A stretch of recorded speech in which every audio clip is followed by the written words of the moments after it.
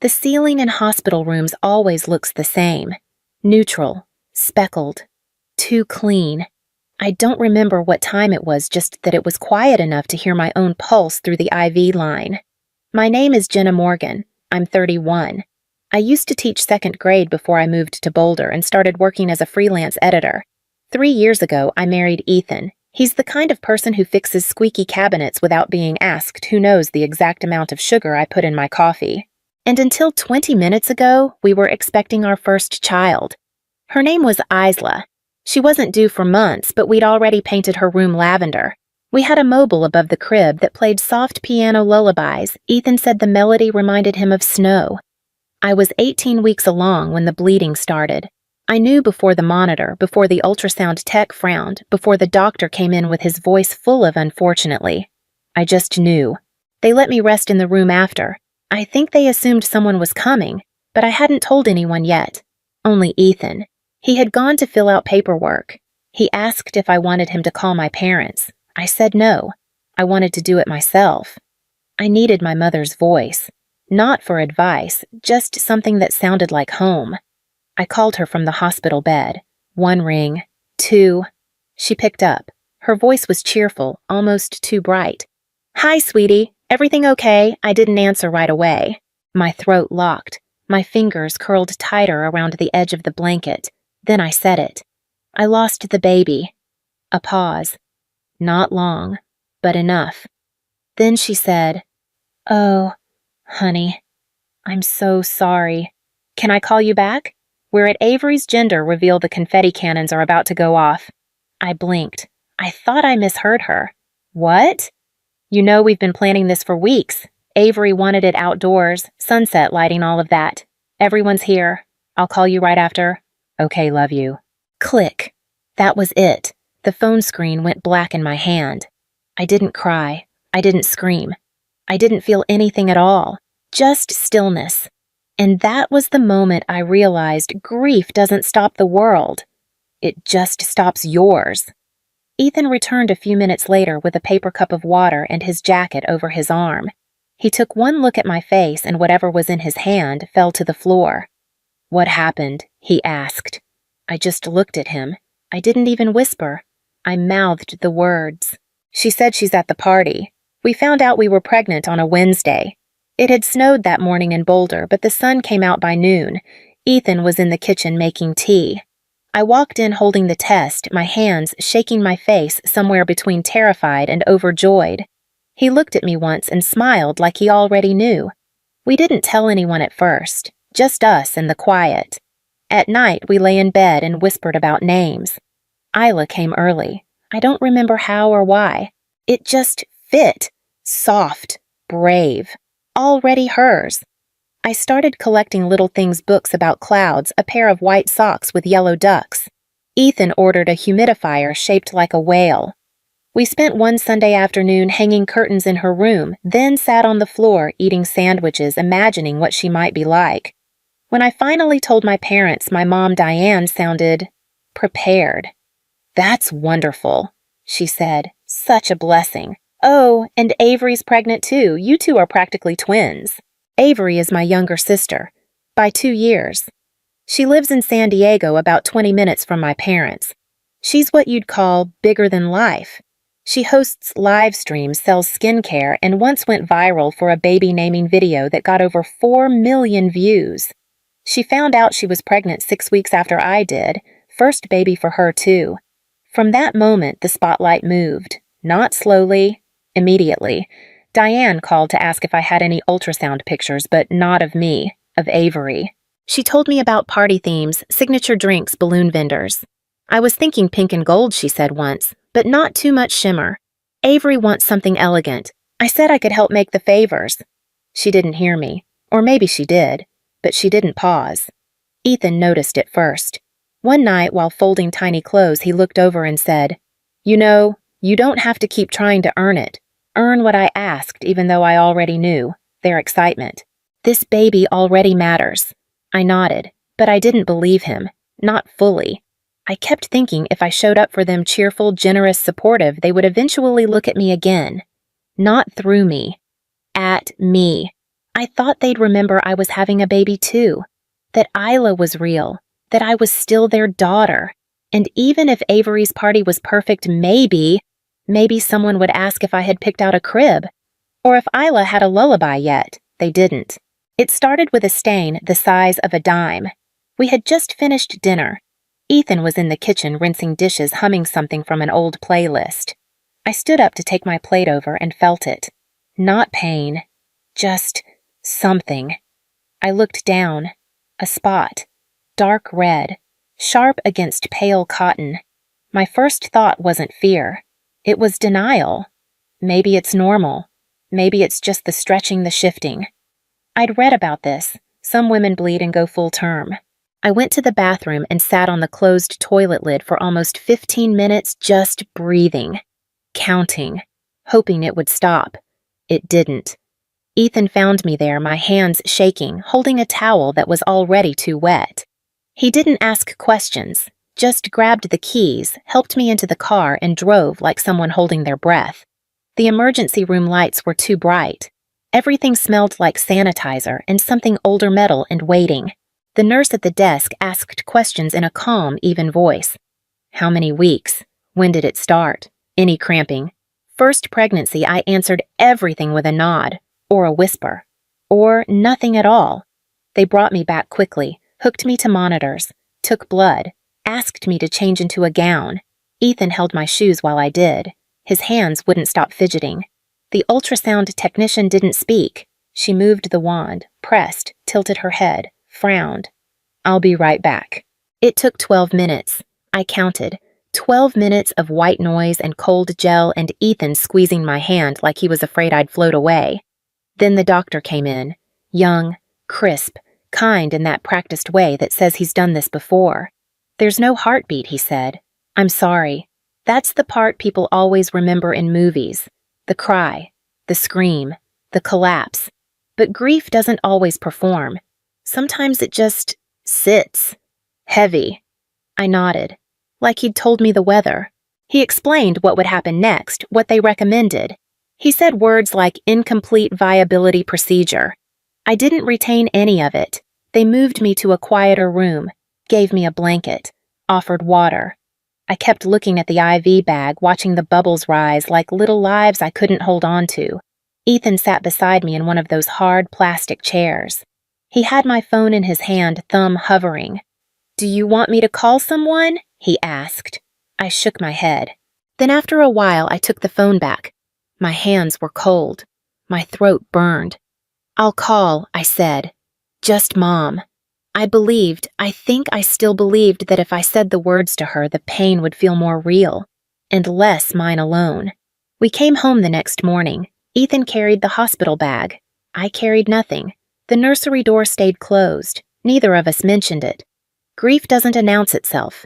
It doesn't cry on cue. Sometimes it just settles into the corners of a room and waits. I sat on the couch for most of the day. I don't remember if I moved. Ethan brought me soup. It got cold. He sat beside me reading headlines he didn't care about just to fill the quiet. That night, I turned my phone back on. 17 unread messages. 3 missed calls. None from my mother. I didn't open any of them. Instead, without thinking, I opened Instagram. It took a second to load. Then, there it was. Avery stood in the middle of a sunlit lawn wearing a blush pink dress that caught the wind just right. My mother Diane was behind her holding a mason jar filled with pink lemonade. Confetti rained down around them, shimmering pink strips caught in the air like laughter that didn't belong to me. Everyone was smiling, clapping, reaching for their phones. The caption read, "It's a girl. Baby Sutton coming this spring. Couldn't be happier." I stared at the screen until it blurred. Ethan was sitting beside me. He didn't look over. He didn't have to. They posted it last night, I said quietly, while we were still in the hospital. He said nothing, just reached for my hand. I let him, but my fingers didn't tighten back. They knew I whispered, and they still went ahead with the party. In the days that followed, I moved through the house like a visitor in someone else's life. I stopped opening drawers, stopped trying to eat. The lavender walls of the nursery seemed to hum behind the closed door. I could almost hear the mobile over the crib playing the lullaby I'd chosen weeks ago. But I never opened it. 10 days after we came home, my phone buzzed again. A message from my mother. "Hi, sweetie. Just checking in. If you're not going to use Isla's things, Avery could really use the crib and bassinet. She's starting her nursery this week and it would help a lot." I read it once, then again, then a third time. Each time something settled lower in my chest. Not just sadness, not just hurt, something colder. Not a single sentence asking how I was. Not even Isla's name. Just a quiet repurposing of a life that had barely begun. Ethan read it too. I didn't need to explain. He stood, walked to the kitchen, came back empty-handed. We should give them something, he said. Just not what they asked for. I looked at him. His voice was calm, steady. But behind it there was something else. Not anger. Conviction. That night I couldn't sleep. I sat up in bed staring at the hallway, the door to the nursery just barely visible in the dark. Ethan was beside me, his breathing steady. He hadn't asked again about the message. He didn't need to. My thoughts circled quiet but sharp. They didn't ask about Isla, not once. Just the crib, the bassinet, as if the only thing left of her was furniture to be reassigned.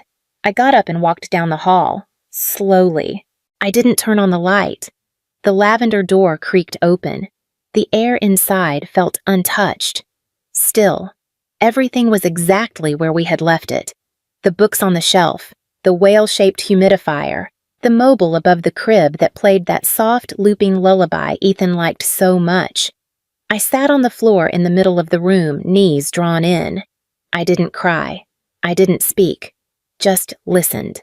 I think I wanted the silence to do something, to rise up or crack open or make space for something new. Instead, it just settled around me. After a while, Ethan appeared in the doorway.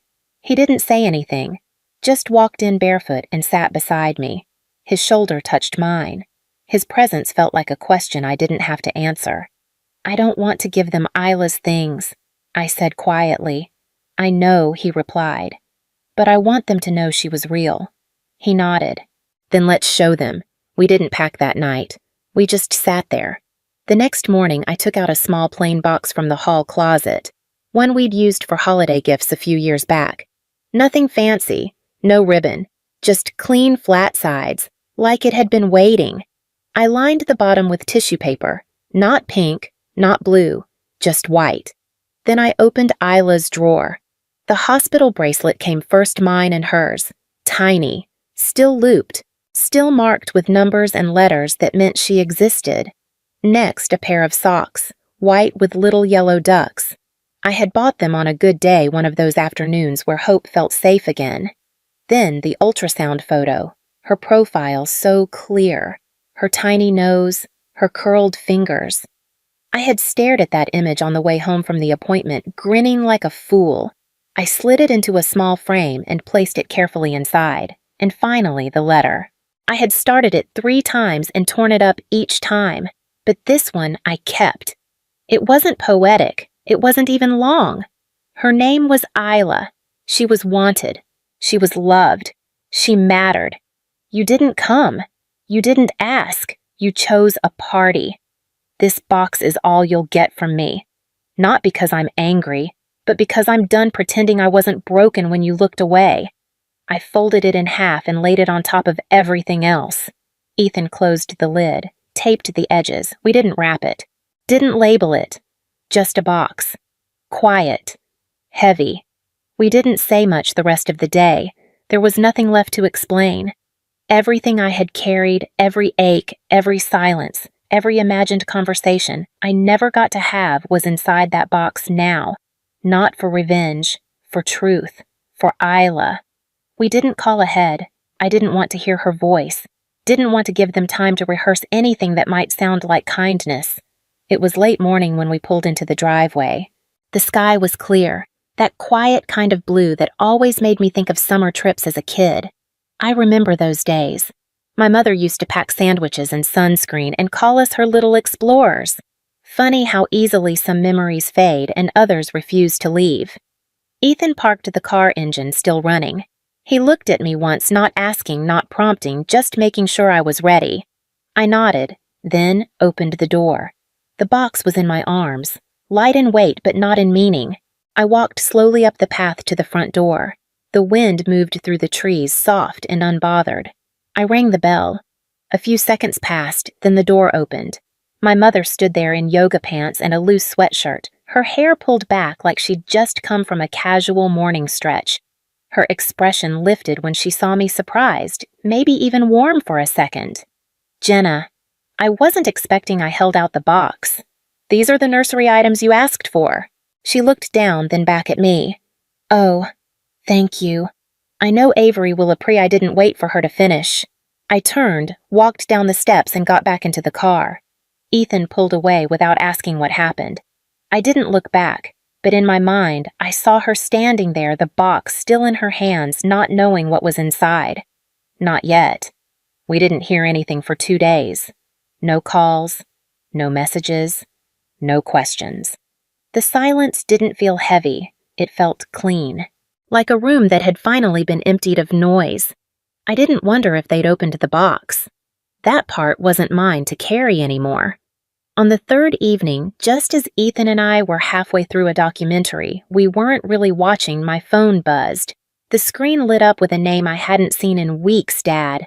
Not Diane, Russell. He rarely called me even before all of this. Most of our conversations had been through my mother. He was the quieter one. The one who always handed the phone off midway, saying, "I'll let you girls catch up." I let it ring twice. Ethan looked at me. I nodded, then answered. "Hi, Dad." There was a pause. Not long, but not rushed either. Then he said, "Jenna." His voice was different, softer, not rehearsed. We opened the box. I didn't say anything. I wasn't going to help him through the silence. "I didn't know her name," he said next. "Isla? It's beautiful." "She was," I replied. Another pause. "I don't know what to say," he admitted. "I'm not looking for anything," I said. "Not anymore." He cleared his throat the way he always did when something didn't sit right. "Your mother," she cried, when she saw the socks. I felt my breath catch, not in grief, but in surprise. Somehow I hadn't pictured tears. I had imagined silence, maybe even discomfort. But not that. "She said she didn't know you were hurting that deeply," he added. I kept my voice steady. "She did," I said. "She just didn't want to deal with it." He didn't argue. That more than anything told me he finally understood. "I'm sorry," he said quietly. "We both are." I didn't say it's okay, because it wasn't. I didn't say thank you, because I wasn't grateful that it had taken this much for them to finally see. "I needed you to see her," I told him, not just as something sad that happened to me, but as someone who was real, who existed. Another silence. But this one didn't feel like avoidance. It felt like space, like he was letting the truth settle. "We're not taking the crib," he said. "She doesn't need it. It belongs to Isla." That was the first thing he got right. When I hung up, I stayed still, not shaken, not angry, just still. Ethan looked over. What did he say? I met his eyes. They opened it, and they cried. Ethan exhaled, then pulled me closer, and for the first time in weeks, I let him. Later that night, I opened the nursery door. I hadn't been in there since the box.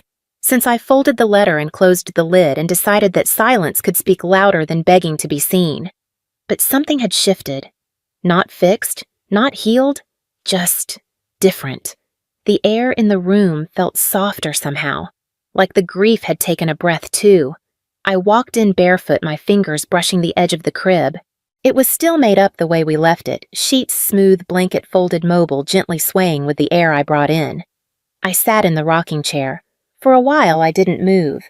Then I stood and opened the drawer beside it. Inside was a small frame, the same ultrasound I had placed in the box, but in a second copy. Isla's profile. Clear. Sharp. Hers.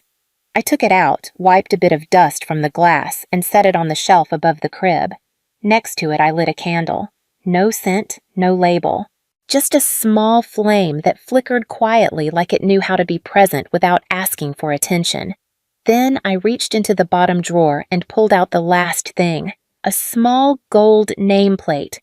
We'd ordered it early, probably too early, back when we thought we had time. It said Isla Grace. Just that. No dates, no explanation. I held it for a moment, then mounted it on the wall right above the shelf, right above her.